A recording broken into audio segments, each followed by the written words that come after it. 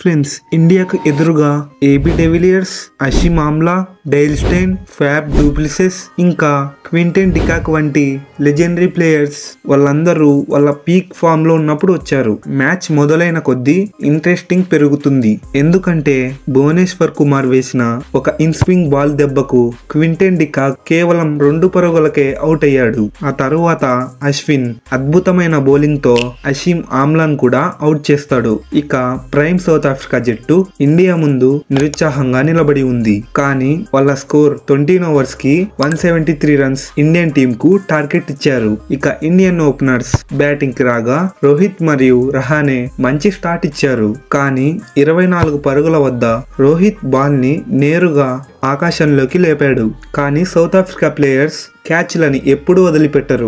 ఆ అద్భుతమైన క్యాచ్ తో రోహిత్ వికెట్ సౌత్ ఆఫ్రికాకి దక్కింది. రోహిత్ అవుట్ అయి వెళ్లిన వెంటనే తన వెనకే రహానే కూడా అవుట్ అయి వెళ్ళాడు. ఇలా ఇండియన్ టీమ్ కు ఒకరి తర్వాత ఒకరు అవుట్ అయిపోతున్నారు. కానీ మరోవైపు విరాట్ కోహ్లీ అడ్డుగోడలా నిలబడిపోయాడు.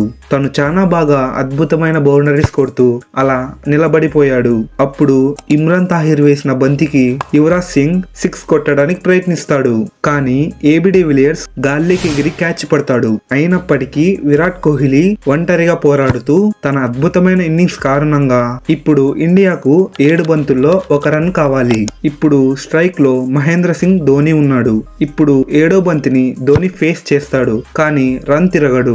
ఎందుకంటే విన్నింగ్ షాట్ విరాట్ కోహ్లీ చేతుల మీదుగా రావాలని ధోని కోరుకున్నాడు. కాబట్టి Virat Kohli last over first ball కే డేల్ స్టెయిన్ కు ఒక అద్భుతమైన 4 కొట్టి ఇండియాను గెలిపించాడు. ఇండియా ఈ మ్యాచ్ ను ప్రైమ్ సౌత్ ఆఫ్రికాని ఒక చిన్న పిల్లల్లాగా ఓడించింది.